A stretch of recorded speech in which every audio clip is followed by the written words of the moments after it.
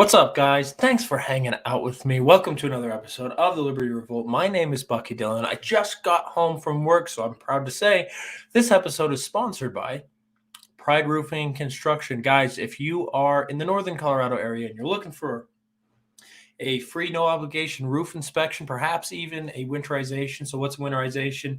We mostly deal in insurance claims, but one thing that we will do in hopes of building relationships with people is we will offer free inspections and free winterizations. Essentially, if you have minor damage, like a couple nail heads popping through the shingles or a tear in one of your pipe boots, we'll seal that up for free as a way of making sure that you're watertight for winter. So if you're interested in a free, no obligation roof inspection, you can just go ahead and message me because I'll come check it out myself. And with that, thanks for tuning in, guys. It looks like my co-patriot, Kevin, who I would normally bring in at this point, has dropped off due to laptop issues. So I'm going to wait for him for the big news. But I do have big news. In the meantime, guys, if you are watching this, let me know in the comments section who you are and where you're watching this from, and join me. Hey, Tracy, you're out of Facebook jail and you miss me. Tracy, I miss you. It's so great to see you. It's always great to see you hanging out with us. Austin Rollison, what's up, my man? Good to see you, buddy. I hope you're doing well. By the way, guys, Austin is a member of the Youth Federalist Initiative, and they have this class called the Advanced Candidate Training Course. It's a class that I took. I have a little diploma somewhere in my office here. My office is a big mess.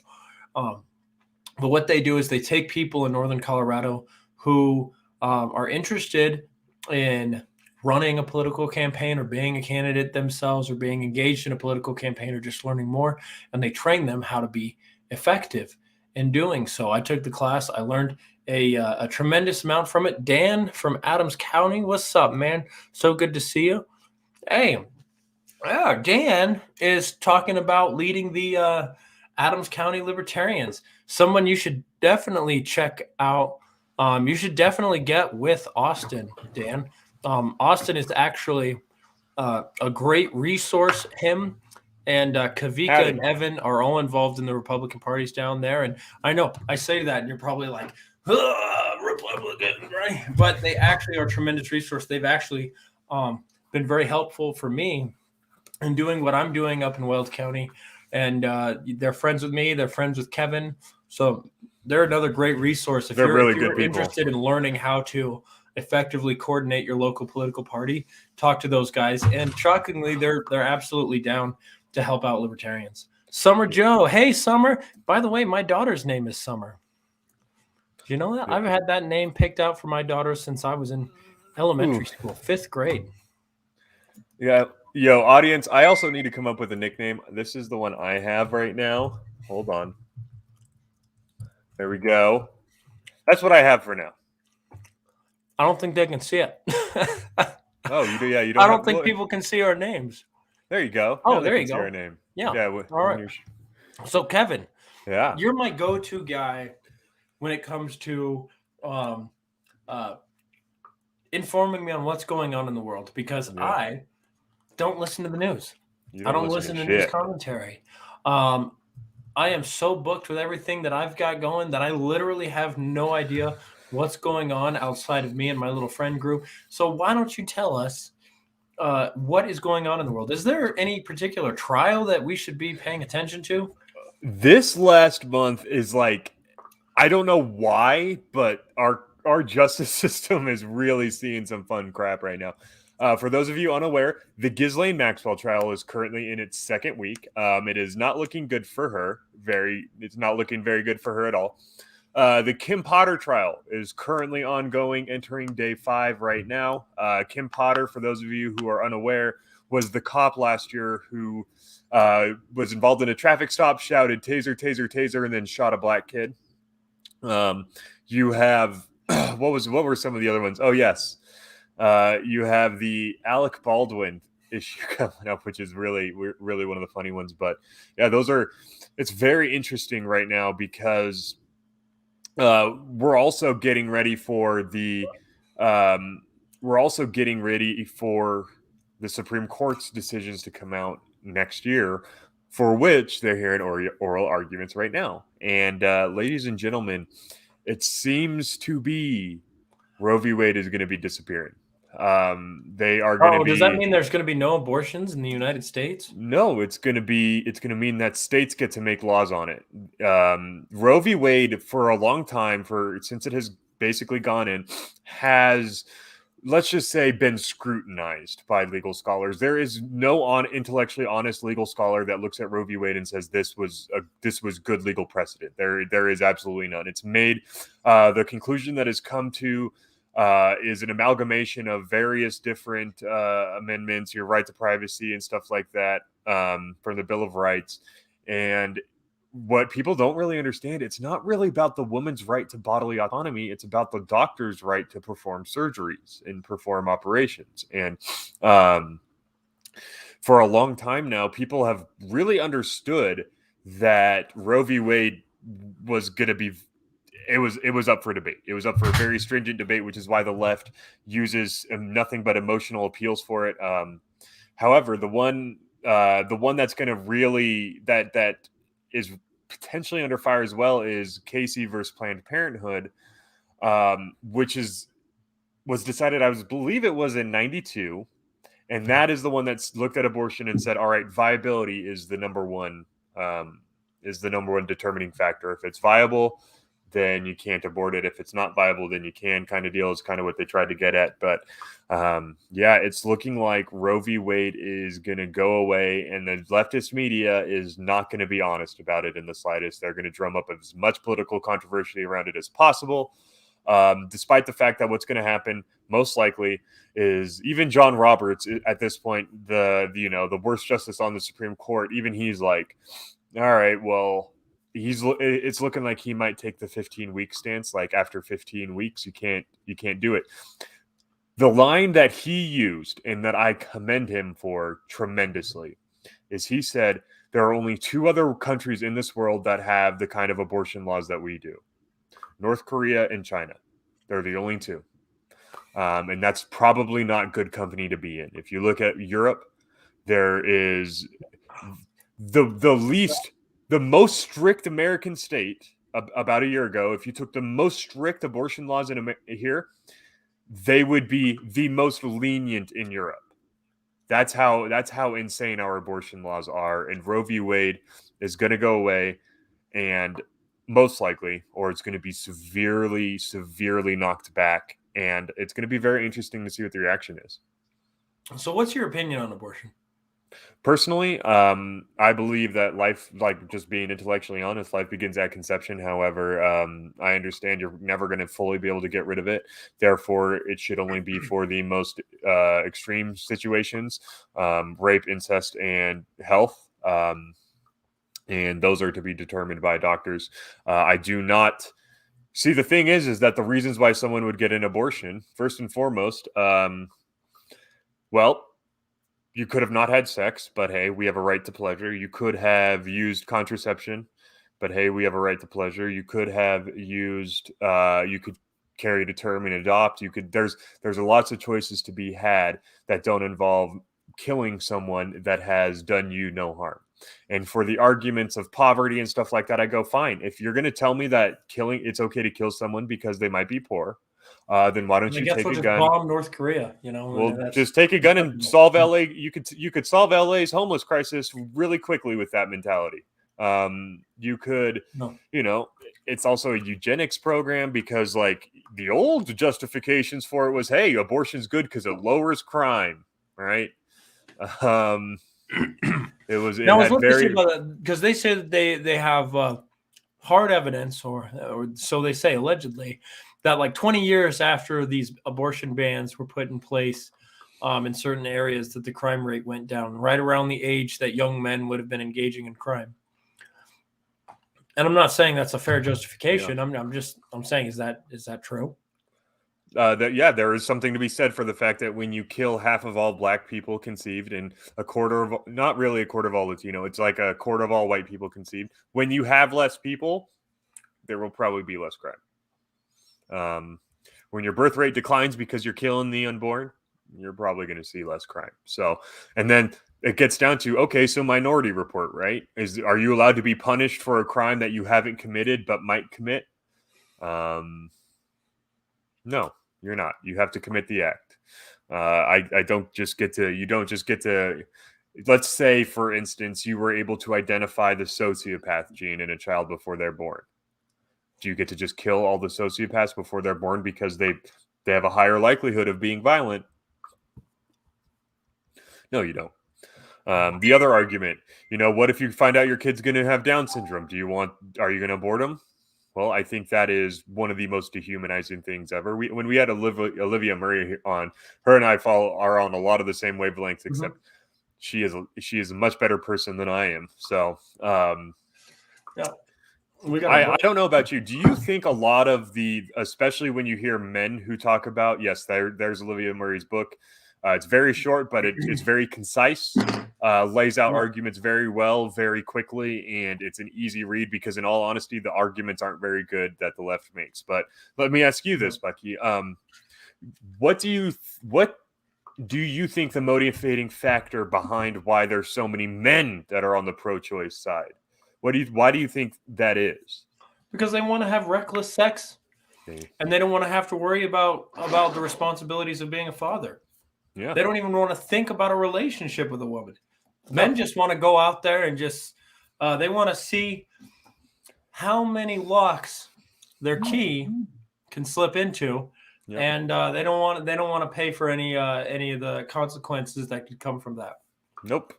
And do you think any of it has to also do, like, the overall push has to do with the fact that people have decided that happiness and pleasure are the same thing? Yeah, I think people have been very misinformed by a lot of our cultural opinion shapers, a lot of our media and a lot of our entertainment. It all bends towards the short-term impulsive pleasure-seeking kind of behaviors, and people are susceptible to that. I certainly was when I was young, and it's interesting. I don't think I've ever been with a woman who had an abortion, but I really don't know.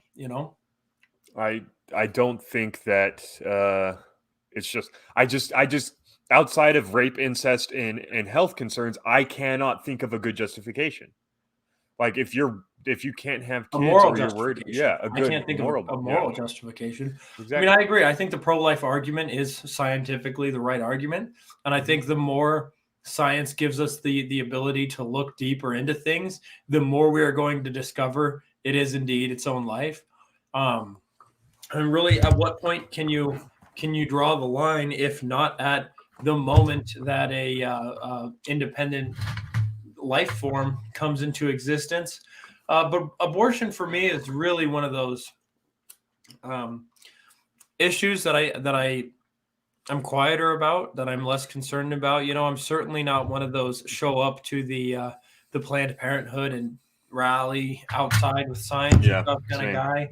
If I had to vote for a candidate, let's say there was a presidential candidate and he was end the wars, end the Fed, decrease the size and scope of government, repeal the alphabet soup of agencies, the ATF, the EPA, like all these things, but they were pro-choice, or I had to vote for someone who was not as great on those issues, but was pro-life. I'd probably go with the pro-choice thing, and I know that a lot of people are going to tell me, well, if you understand that the pro-life argument is correct, why wouldn't you take a stronger stand on it? It's just not an issue that I'm super passionate about. Part of me kind of feels like I look at my own life and I look at some of the people, and I'm not saying that they have bad children or anything, but I have a lot of people in my own life that absolutely reckless degenerates. And man, they're like on their 7th kid with like the 4th father, and they're all on welfare and like all these things. And I know it's like, oh, thank you so much, Austin. I appreciate that. Yeah, well, Austin, what it comes down to is, where do you think that you're gonna where do you think you will save more lives over time? You end essential banking, and you can do a lot to end all foreign wars. You can do a lot to. And honestly, I think being pro-choice would be, a moral position for a politician to take. It's just not on my. It's just not in my top, 4 or 5 priorities. What if the pro-choice thing is the only one they care about? Like, there are all those other things, but the only thing they're going to fight for really is abortion. Like, more abortions. They say, you know what? Roe v. Wade got overturned. And the Fed and the wars cripple the state, honestly. Yeah. I could see how you would be that way, and it's honestly very difficult. And I think that this is a really weird issue for libertarians because, to me, it makes it very clear and this is bad. This is going to get to the libertarians hate other libertarians side of things. But for libertarians to be pro-choice and believe in the non-aggression principle, to me, is incredibly contradictory. I don't understand how you could think I have no right to infringe on your right to life without justification. Could have been that kill an innocent life. Like, I don't know. It's very weird to me. Like, I get the whole it's not your body, your choice. It's like, you know what? No, it's not. And I believe in consent. And I believe if this transaction is going to happen, both parties involved get to have a voice. That's all I'm saying. That's what it comes down to. I've absolutely made the argument that if abortion is a thing, right? If it is a thing and we're not getting rid of it, I think the man should be able to take a pro-life stance for the sake of the baby. I actually went a long time ago when I was dating another woman. We actually had that argument, and it was kind of a catalyst in our relationship. She was very, very pro-choice, and where I was at the time, I was young. I didn't think about any of these kind of things. I had no idea where I stood, but instinctually, I just kind of said, well, if you got pregnant, I would want to keep the baby. I don't believe in aborting it. I believe that it would, when you get pregnant, it means it's God has decided it's my time to be a father, and I'm going to take responsibility for that. And she's like, no, I'm not. I'm going to get an abortion. And I was like, well, that's not fair. I'll take care of you for the duration that you're pregnant. Don't abort my baby, please. I'm begging you. And she wasn't even pregnant. And this was all hypothetical. And we got into a pretty heated argument. I was like, no, I should be able to have some kind of say if I can prove that I can be financially responsible for you. I mean, this, that, and the other. And I mean, it was an interesting argument. I still, I think the pro-life argument is the right one. I think it's correct. I think it's morally correct. On the other hand, the world is full of tragic death and despair and tragedy. And if someone is so cavalier about being able to kill a baby in the womb, perhaps they shouldn't be reproducing. I don't know. I'm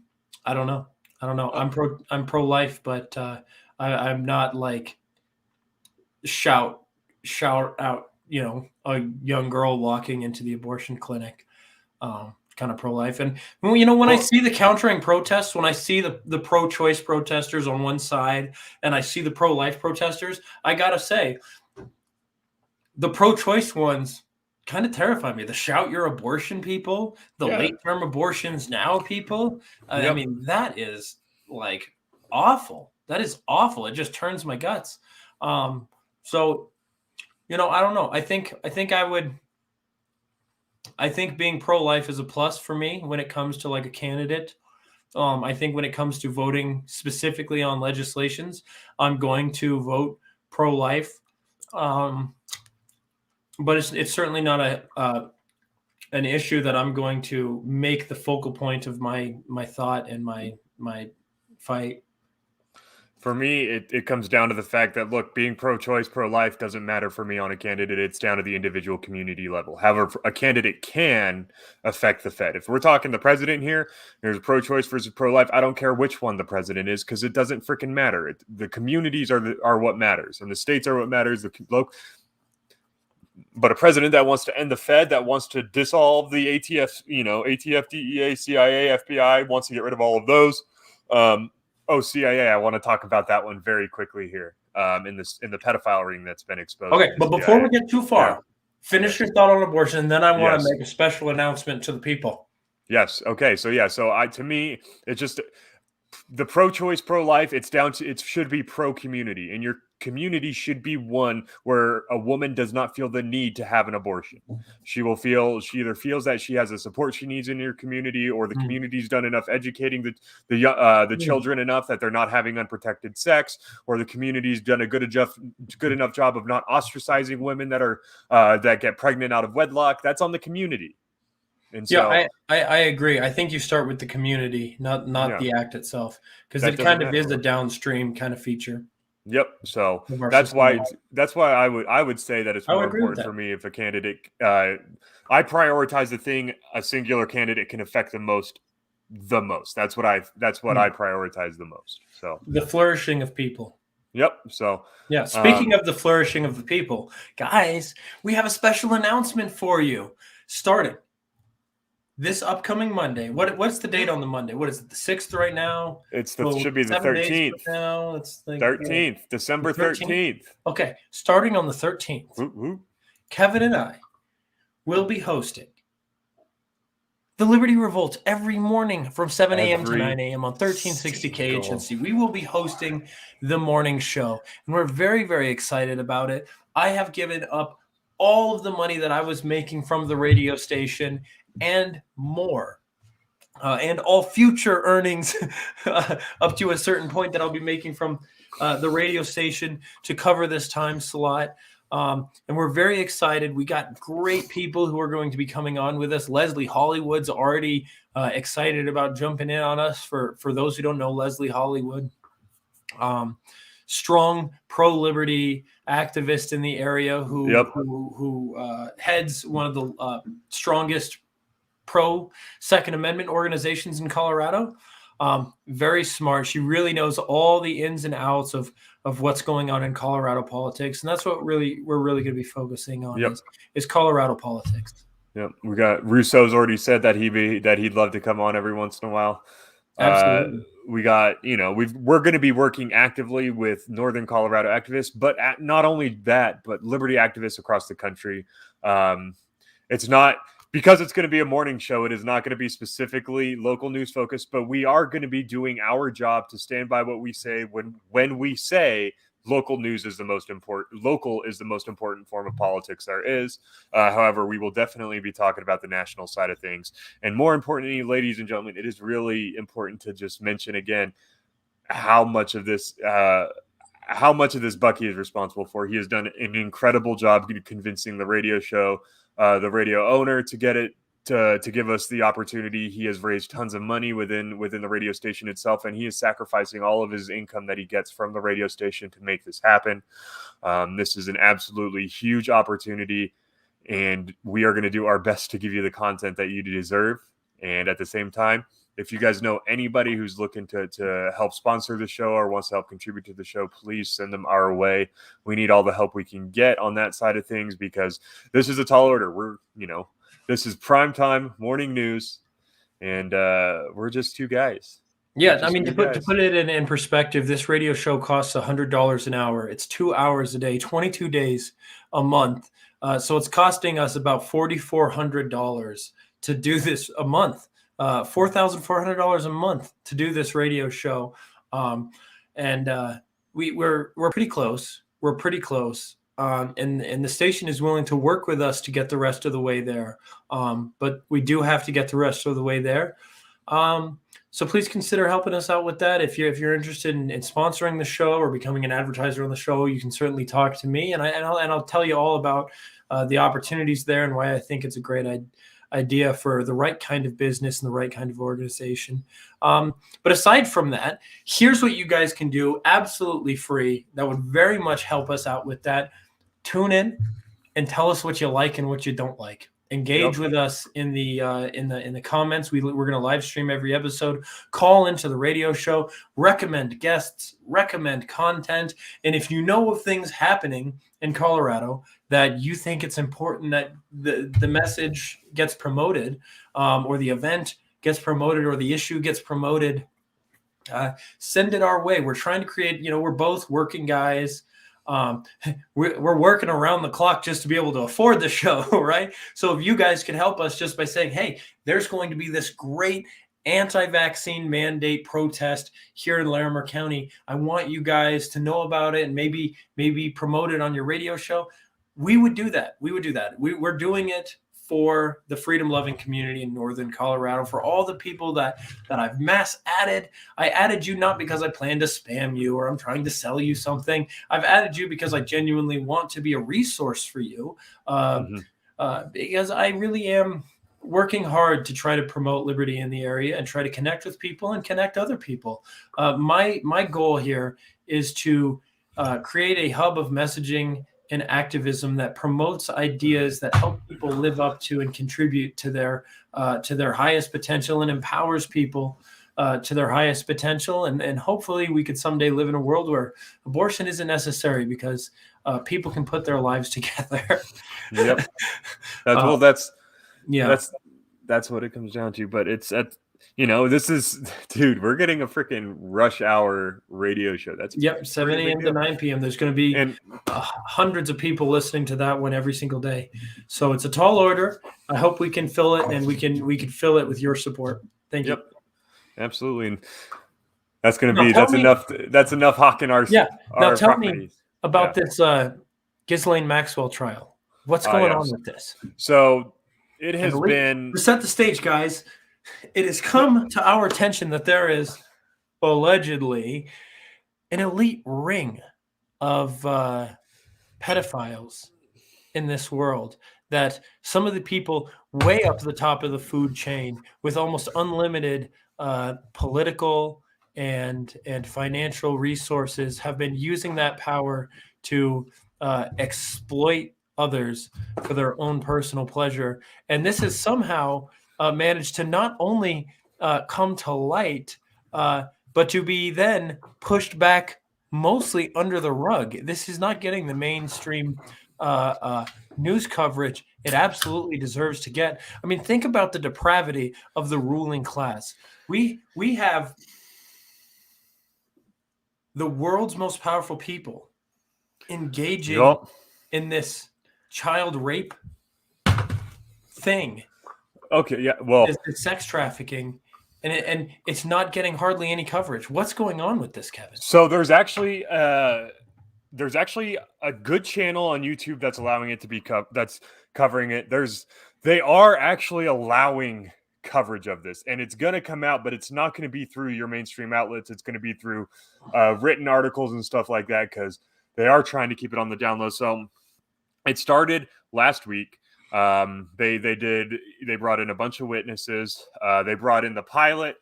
He dropped a lot of names, but the only name the media cares about and the left cares about is Donald Trump, right? He was mentioned. And to be intellectually honest, because I'm of the mind that if anybody who went to that island, they need to be excoriated, excommunicated, and ostracized, right?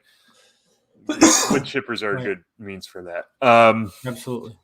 But to be intellectually honest, he flew one time from West Palm Beach to New York, right? So it seems to me, when I hear his involvement, it seems to me Jeffrey Epstein was attempting to get Donald Trump, but he was never able to. So credit where credit's due on that one. But, Bill Gates, Bill Clinton, Chris Tucker, there is an insane assortment of people that were name dropped, but it's not getting any media play. And the state, outside of that first witness that was the pilot that talked about these things, has not brought that up again. The argument the state is making is that Ghislaine Maxwell was Jeffrey Epstein's second in command, which was confirmed by testimony on the stand by multiple people, that she was key in procuring in finding the targets, finding the potential victims. She was then key in not just arranging their interaction with Jeffrey Epstein, but normalizing. She was a key cog in the grooming, we'll say, because we do need to watch what we say or we'll get booted, whatever. Actually, we're not monetized. They can't demonetize us. So yeah, she was key. You guys don't pay us enough. Thank you for that. Excellent. She was a key cog in getting in grooming these girls, getting them comfortable with doing sexual things with Jeffrey Epstein. And believe me, That's right. The things that they were doing to these girls is horrifying. But you know, there's been many a witness. The first witness they called up, her name is Jane Doe, and you know, she was kind of iffy because like her memory was bad and she was mixing up times and places and everything right that me knowing why that is, I was like, well, yeah, she was a victim of sexual assault. But like it started to cast doubt, and then the defense went in and really tried to cast doubt on this witness. So the state did something really smart, and their next witness after the first girl that was groomed and destroyed by it but had trouble getting her facts straight, right? Well, they brought on a psychologist who is an expert in the psychological effects of grooming and what it looks like and how it's done. And when this lady laid out the 5 steps of grooming, it was like, oh yeah, that's Jeffrey Epstein. That's what Jeffrey Epstein and Ghislaine Maxwell were doing to these girls. And so it really, really, really punched a hole in the defense's arguments. It made it a lot more understandable that these girls are not going to get a lot of their facts straight because you're blocking it out and you're blacking out in time periods, and your brain is constantly fighting to suppress it so that because your brain's trying to heal you. It just doesn't really know how. All it knows is if you don't remember it, it's not going to hurt you, kind of deal. And it's really not looking for Ghislaine. However, the state is doing a great job in not at all bringing up any of the connections with the government agencies, with the celebrities, any of that. They are purely focused on what happened to the girls, and that's it.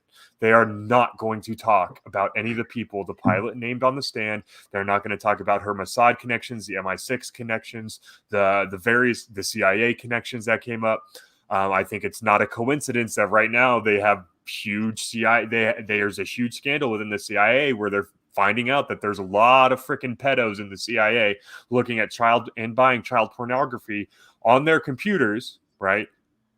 There seems to be a lot of these evil people in these positions of power. It does not surprise me. By the way, they call that Little St. James Island is what it's called.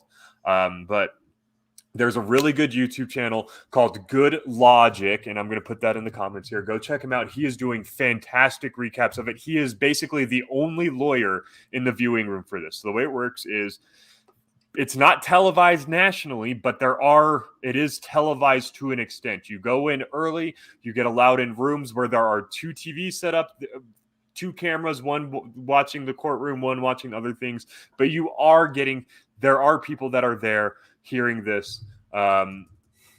It's Good Logic is the channel, so go check him out over on YouTube. He's absolutely fantastic. He's part of the as they call it, the Law Tube, but it is being televised to an extent, but there's a lot of reporters in the room from like the New Yorker, like the New York Post, like. So it's not that people aren't going to be covering it. It's just that first, there's no cameras on it on the national level, and second, it's going to be put out in written articles, which are going to get less viewing and going to be a lot harder to really talk about. Bucky, it really, really, really feels like it just really feels like that the state, because for those of you unaware, the state's prosecuting attorney is Joseph Comey's daughter. And Joseph Comey did a good job helping these people cover up a lot of what they were doing. So the state is doing a really good job of making it only about the women that were exploited, not really who was doing the exploitation. I doubt you're going to hear Bill Clinton's name mentioned again and his 20-some-odd visits, or Bill Gates and his 20-some-odd visits. But Ghislaine Maxwell is... there's no way she's not found guilty. There's no way a jury listens to what was going on and isn't convicting her. No doubt about it. But she's not going to... It's going to die there. They're going to be able to cover up everything else. The case is going to die there, and it's never going to be heard from again. They're going to do their best to make sure it's never heard from again. And I don't know, man. How do you feel about my assessment there? No, I think that's a good assessment. I appreciate you summing that up for us. I mean, gosh, I sure hope something comes out of it. Of course, you know, state agencies are going to be covering up their own dirt. It is really sad. It's sad that that's the world we live in. Yes, 100. But this is, you wonder why we're losing trust in our state-run institutions, right? Dude, the FBI is a freaking joke. There was another white nationalist parade. It was nothing but people in face masks. I have no doubt in my mind that there was a bunch of feds involved. Like, the CIA is losing its credibility. The government, thankfully, the state is losing all its credibility. And I don't know, man. How far is it going to go before they're just like, yeah, we're done losing credibility. Now we're just going to force everybody. So there's a white nationalist march in Washington, D.C. Is that what I heard? I believe it was, yeah. These people are retarded. These people are so retarded.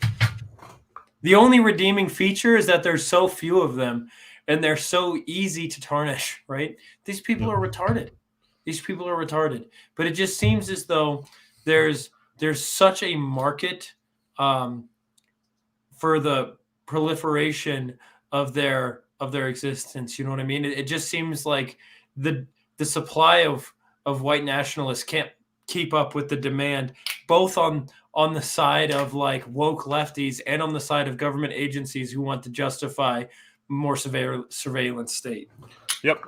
And it's, dude, I don't know, man. It's, we both hate the state, but it's crazy how it feels like the facade that they've been putting up for years is really quickly crumbling.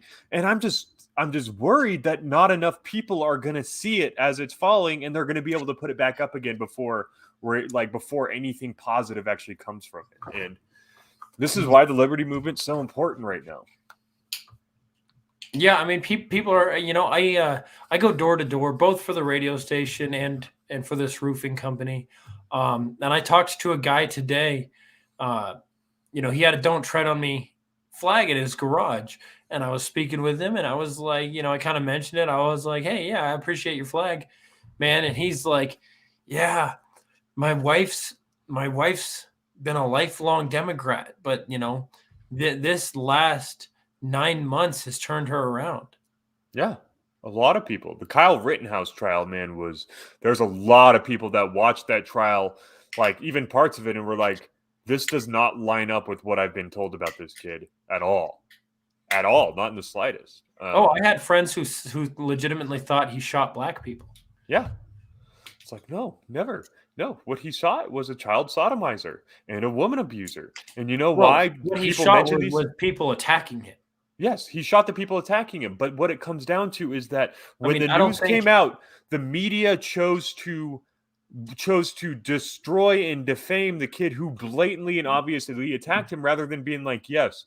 And these protests, these riots that have been going on, because the police have done nothing about it, you have criminals out here getting shot because they're attacking young boys. That's what I'm getting at with it. Like, it was so dishonest immediately. And I think it's important to point out that Kyle Rittenhouse shot 3 people. They were at a fucking Antifa riot and they were all criminals. Weird how that worked out. Shows you the makeup of Antifa. It's so true. I had a job, for those who maybe you haven't known me long enough watching on the live stream. Last summer, I had a job infiltrating and filming Antifa rallies. And that was a fun job. And I really got to meet some real interesting characters. And what I can say is, the Antifa crowd is full of scumbags. I mean, it is. I went to the dueling rallies in protests. There was the so-called Patriot March, and then there was the Antifa people. And the Antifa people were really, really funny because, they made this poster that they used for their to promote their little rally, right? And they promoted it online and they hung it up on like street corners, and it said Antifa/BLM canned food drive. And then it had a picture of a can of food with a communist hammer and sickle on it, with a trail of rainbows behind it flying through the air. and on the bottom it said, join us as we feed the homeless and protest racism and fascism. And you get here. As if that wasn't. It was the can with rainbows flying into a Proud Boy face. Yeah, right into the hands of a needy person. No, not at all. Nope, right into a car window. It was so funny because I show up, and these Antifa kids, they're like, no Trump, no wall, no USA at all. Every piece, every precinct, every ground. Wait, no, every city, every town. Burn the precinct to the ground. And like all of this. And you have a bunch of like just skinny dorks that are like standing back and like trying to look really angry and serious, and their masks on and their black bloc and their helmets and their little shields, and they're getting ready they're gonna fight the police, and then you have like one or two people who are the obvious instigators. Yes, obvious, right? Yep. There's this one lady, as I'm reviewing my footage from the events, there's just one lady who's in every scene. And she was like, she'll walk over she'll go get everyone. She'll go gather all these like lone wolfing Antifa kids who are just standing off to the side, and she'll pull them all in a crowd, and she'll say, okay, we're gonna go over there and we're gonna shout at these cops, and they'll all follow her awkwardly, and they'll kind of stand around her, and she'll be in the center, and she's like waving this American flag, and she's like, don't worry, we're gonna burn it later. Da, da, da, da. And she does end up burning it, and at one point she's given a hard time to the police, and she's like, yeah, how was that 6 weeks of training? And the officer just goes, it was a riot.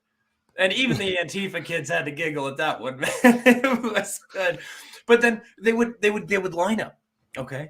And they would be like, they're gonna pepper spray us, hold your ground. And they would all put up their shields and their umbrellas and stand there like they were bracing on the front lines, right? And you look over and I would pan over to the police, and the police are just standing there like this. They're just standing there like,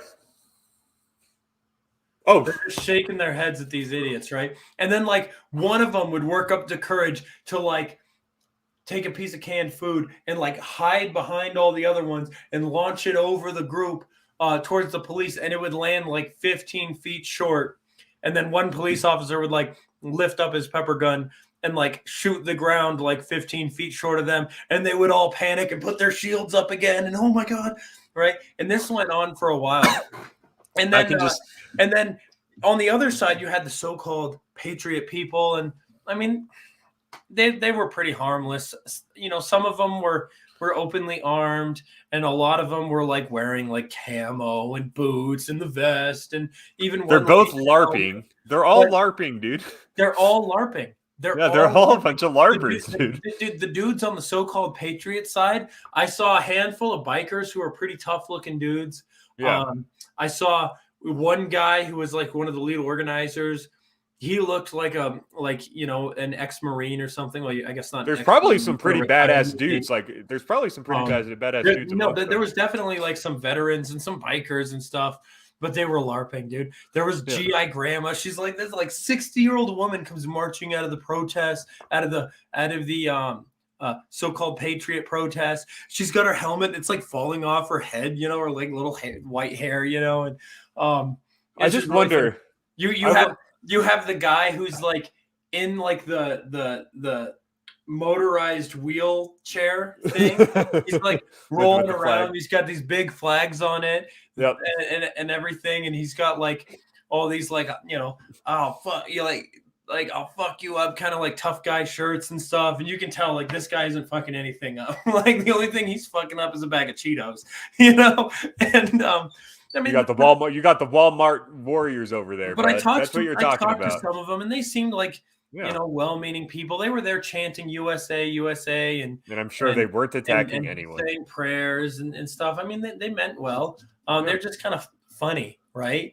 But then I saw Lee Keltner Jr. get shot, and what's interesting is there's this one like left-wing, like radical left-wing instigator who was going around and screaming in people's faces as they were as they were walking back to their cars, following them, getting in their faces, this, that, and the other.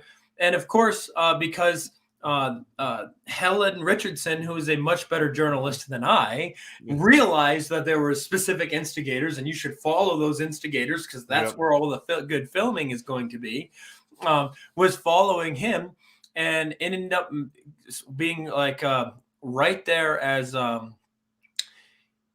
him and this Patriot guy, Lee Keltner Jr., got in an argument, and Keltner went to pull out pepper spray, and he got into a shouting match with the security guard for the journalist, and the other guy at the same time.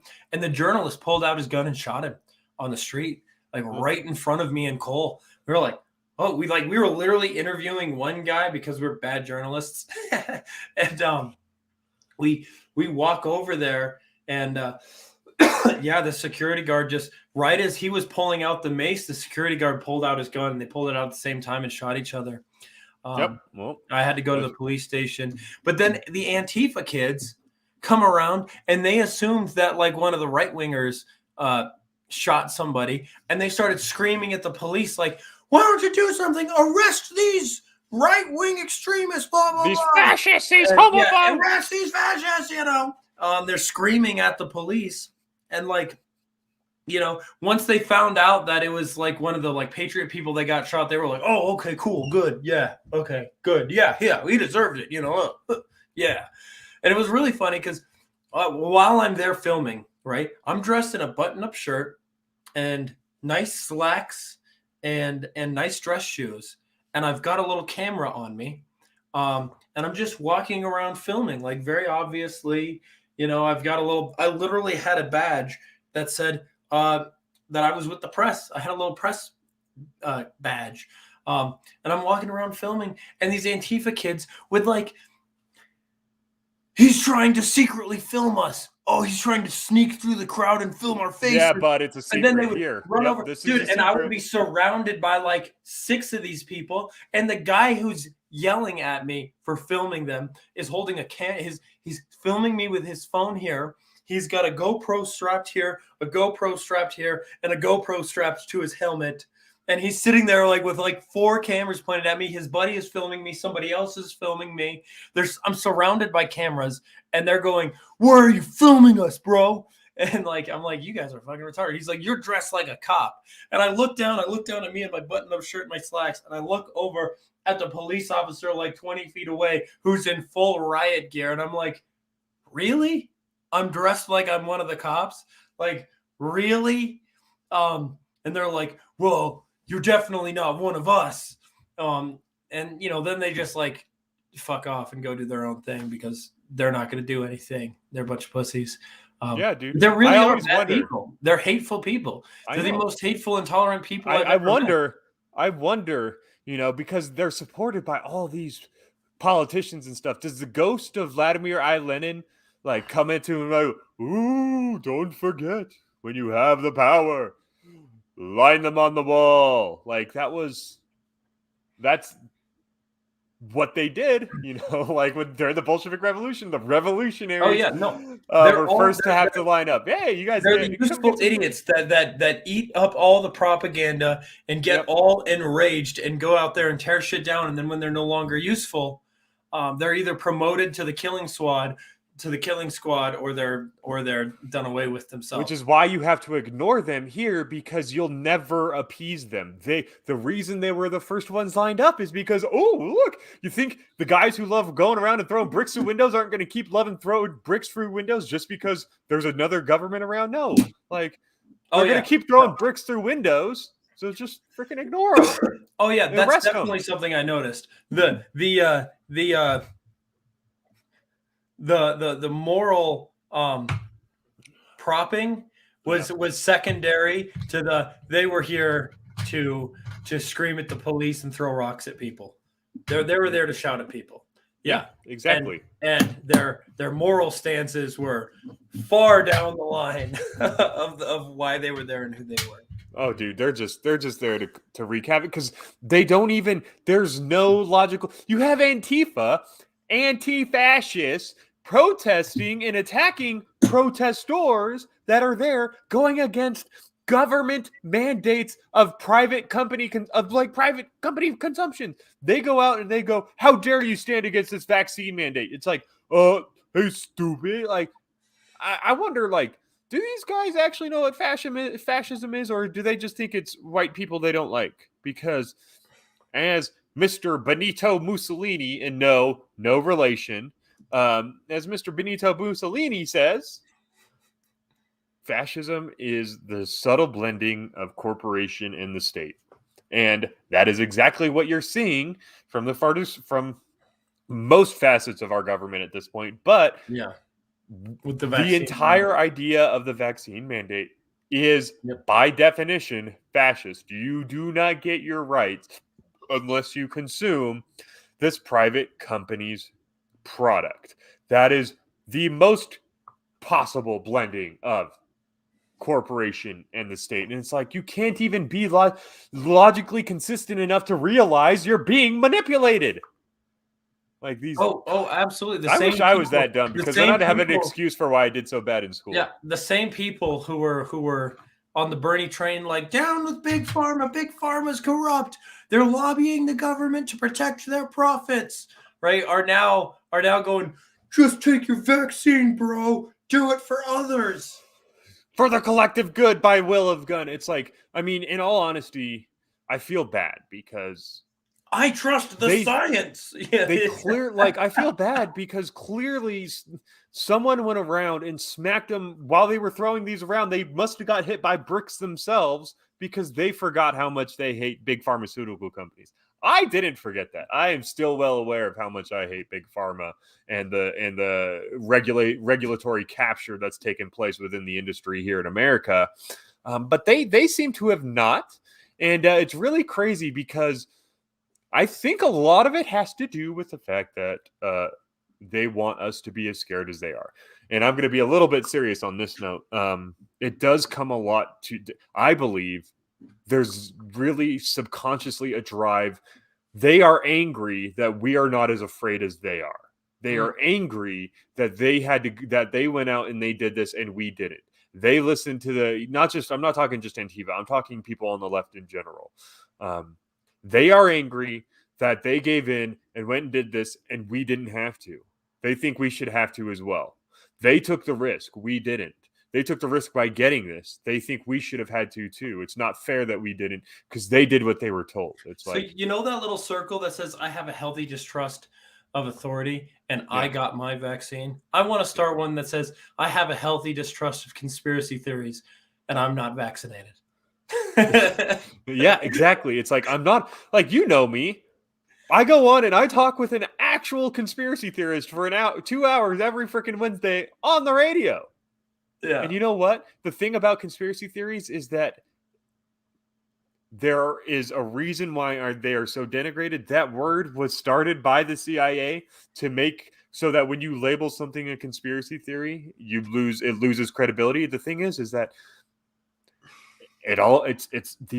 there's levels to this. There are some conspiracies where it's like, well, that would make sense. If the parts make sense, then it's not really a conspiracy theory, right?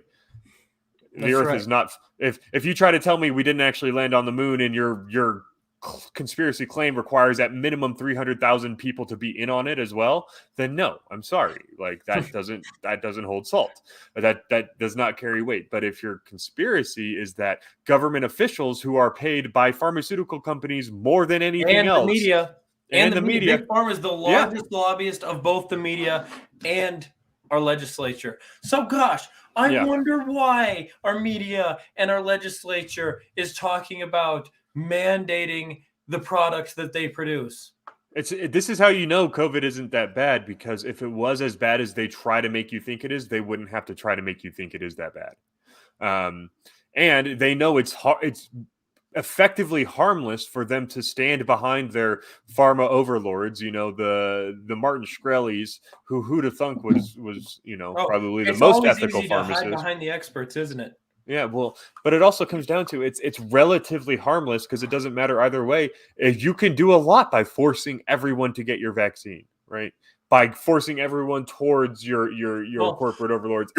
And you know what I think one benefit that they're seeing from this is I think the left wingers in the administration and in control and even in the alphabet soup, which I would venture to say the people working in these government agencies are probably control freaks, and they're probably lefties, right? Yeah. Let's put it. I think let me it's just give safe you to the say numbers. that they are trying to purge the strongest industries in the country of their ideological. Let me give you the numbers so that right. If you can purge your ideological dissenters from all of the important agencies and the military and from education and from being doctors and from being lawyers and from being higher education and all these other you're the biggest businesses in the country, that will go a long way to benefit you in upcoming elections and when it comes to like fundraising, things like that, like just economically displace and politically displace all of your opponents. Yeah, and to anyone who's listening to Bucky and saying like, "Yeah, there's not that many, the ratio isn't that bad." I worked through the Army. I worked for one of the alphabet soups. Let's just put it this way: Washington D.C. and the Beltway area, 97% to 3. Joe Biden over Donald Trump. And that's where all these places are located. And if you look at all the surrounding counties, they are wildly, at least 70-30 in Biden's favor everywhere. So the deep state absolutely exists. It's absolutely corrupt. And this is the perfect opportunity to purge. Let's put it this way. Look, man, I'm trying to be a lawyer. I do not give a single solitary fucking shit about any of the Ivy League schools because I know I'm not going to actually get a law education there. I'm going to get a ideology lesson there. I don't give a shit about any top law school at this point. The way I look at it is the ACLU is a good barometer of the general ideology permeating law schools at this point. Right. The ACLU is wildly leftist. I want to play a clip for you that one of our audience members, a lady named Silver, sent to us. She sent me this little clip and I actually downloaded it and to my desktop, and I never actually had an opportunity to play it, but I'm going to play this for you guys. Tell me what you think. The deep state is a conspiracy theory of it's defined as the people within the U.S. government and military who are in secret control of government policy. Secret? Please, people. The deep state is those people within the U.S. government that are career employees that cannot be fired by people that we elect by the Congress or the President. There are the FCC, the CIA, the Securities and Exchange Commission, the IRS. Are these people in control? Can they enact laws? Fuck yes. They're called regulations. For every law that Congress passes, and we elect Congress to pass our laws, there are 20 regulations enacted by federal agencies that have far more impact on our lives than anything Congress can possibly pass. Is there a deep state? Yes. Can we fire these people? No. Can presidents fire them? No. It's designed that way so that political parties and political interests cannot affect the deep state. Do you understand the nightmare of our situation, people? I'm sorry. It's not secret. It's as open as anything could be. In the past, since 1975, 200,000 regulations have been passed by federal agencies, encompassing 800,000 pages of fine print. People, it is no secret. It is as open as it can be. The deep state does control America. Wake up, people, please. God, use some common fucking sense. Thank you. Jesus, yeah, no, and he's correct. By the way, 800,000 pages, reading at a page a minute. If you consider that you'd only be doing it for 8 hours a day, you're looking at a solid almost like 5 years where your 40-hour week job is reading these regulations. Oh, yeah. And these people, they do more than just pass legislations. Look at the way they were able to investigate their political opponents like Trump, and then pass off information that they illegally collected on him to his political opponents, and then spent years dragging him through court, right? And I'm not saying he's like some innocent, shining, clean as the driven snow guy. I'm saying that the people in these intelligence agencies have the ability to look into someone and leak their private information out to their political and legal opponents. Yeah, 100%. And by the way, it's actually the McAfee guy, John McAfee. So I find that it's funny to me. Yeah, John McAfee. Does anything else need to tell us that there's something rotten in our Federal Bureau of Investigations than the fact that they are planting people to push radicalism on both sides? Right? Remember when there was that the right-wing plot to kidnap the governor of Michigan, and it turned out that the FBI informant was the guy that got the group together, came up with the ideas, and talked them all into implementing it? Multiple FBI agents were involved. And didn't something similar happen on 1/6? Wasn't there multiple government agents involved in every step of that? I thought I heard something about that. Have I lost Kevin? I think I lost Kevin. No, the deep state is real. The deep state are these people in positions of power, of political and legal and cultural influence that are able to go in and push down their opposition and push up the people that they want. We have two Kevins. I don't know how to even. My Chrome is being really stupid right now. Yeah, it just shut down. It just disappeared. I think I'm being targeted right now. Yeah. But we'll see. Hey, dude, I think it's about time. Yeah. I think. All right, guys, we're gonna let you go. It's been about an hour. Yep, Kevin has been cryogenically frozen. Oh, no. I wish. Oh, no.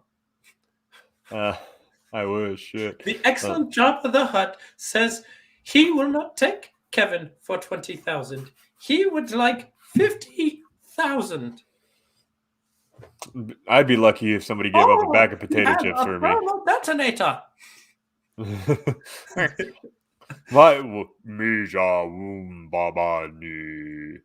He says, the illustrious Java the Kev has spoken. All right, man. Well, hey, y'all. Monday. That is episode 1 of the Liberty Revolt Show on 1360 KHNC. Yeah, dude, I'm excited. Don't forget, guys, to support the Liberty Revolt. We're probably going to be live streaming a lot of them, although there's going to be a lot of figuring out the kinks as we start. Yeah. A lot of figuring out the kinks. So bear with us on that one. But yeah, it's going to be a great time. It's going to be tough for us, because we live stream our Saturday shows, which, by the way, you guys should tune in this Saturday from 5 to 6 to the Liberty Revolt, to Bucky Dillon's page, to wherever you guys watch us. It's going to be our final episode. And I think because Kevin and I are not going to be able to drink and party on the morning show, I think on this final episode of the Liberty Revolt weekend show, I think we should have a little bit of a good time. What do you say, brother? I'm down. I'm absolutely down. All right. So if you want to watch Kevin and I get blasted and go off against the government, and I got informal permission from Jason to shoot a hole in the wall, so long as immediately after we turn the lights off and we hide from the cops. And make sure it's not live streamed. I am not going to try to get you off charges with that one. Don't worry, Alec. It's a prop gun. Yeah, it's a prop. But you're not even going to pull the trigger and it's going to go up. But yeah, Dude, it's going to be wild. Saturday is going to be a wild day. We are going to get crazy. And then we're going to stumble on over to Cassidy's because I really want a burger. And Yeah, we're going to have a little libertarian get together. oh, now we're going to do it this week? Jesus. Yeah, I feel what's the word I'm looking for? Recuperated. Remunerated? Ready for Yeah. Well, hey. something. Yep. All right. Well, to everyone left watching, thank you so much. And remember, to be a patriot doesn't mean you love your geography, and it doesn't mean you love solely your founding ideals. To be a patriot means you love your country. And your country is made up of people. So it means loving your countrymen, even the ones that are a little bit misguided. So Yep. Summer, Raymond, Tracy, Dan, Austin, and the rest of you watching in the live stream, go out there and love your countrymen and let them know liberty is the way. Have a great night, guys. Oh.